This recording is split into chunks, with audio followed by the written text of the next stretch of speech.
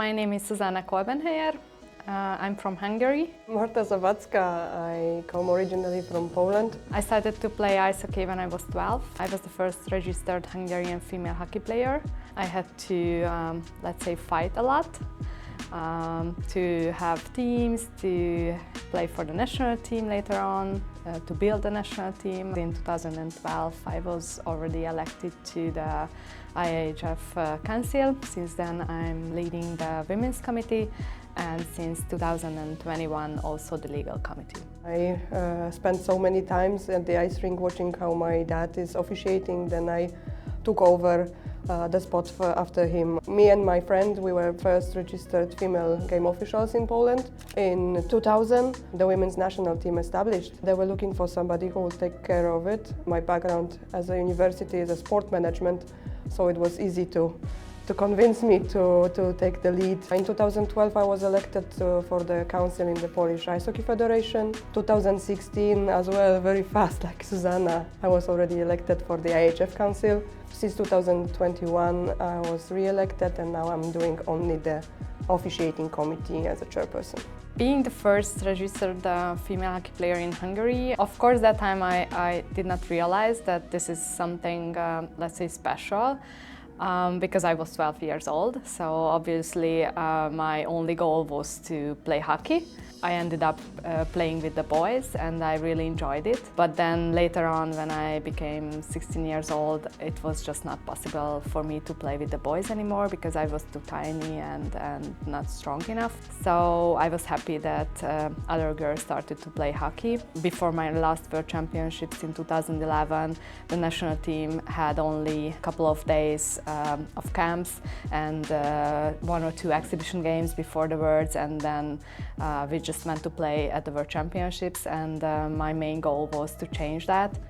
I was spending time with my father mostly. From that part they knew me, and they knew that I grew as well with the rules, because my father was as well translating the rules, so they knew that I already have some background, some knowledge. But still, it was always, oh, there is a lady over here. She doesn't know anything, she didn't see so many games, she cannot understand the men's game. I like challenges, and I never give up. I was just trying to prove to them that just like I have the background, I have all the skills. My father is Zawadzki, I'm Zawadzka, and that was the only difference, you know. They chose me maybe as well, like Susie said, because I was young, because I was motivated, but on the other hand, they thought that they can just push me down. I will just do only my part, I will just raise my hand, and they said, yes, I support this, I support. Fortunately, with me, it's not totally the case, because I like to express my point of view. Our beginning, let's say, of our friendship, it was totally coincidental, because I was a team leader the first year of the Polish women's national team, and we were looking for some opponent, and I was just sending randomly emails to all of the federations if anybody can play some games with us. And Susie was the one who responded, and she even played in that games. A year later I saw her being chosen and elected to the IHF Council. 1 year later, we met even on one tournament. In 2013, Poland and Hungary were together in New Zealand. So we were standing on the benches on the opposite sides. And I saw her and I said, I can do it as well. I think Marta is one of the toughest females I know. She is really a fighter. Me too, but I think I'm more solid than her, so she is a tough opponent for any male colleagues. I like her passion, especially for the game officials. We can always count on each other and help each other in any ways we can, and I think this is really, really special.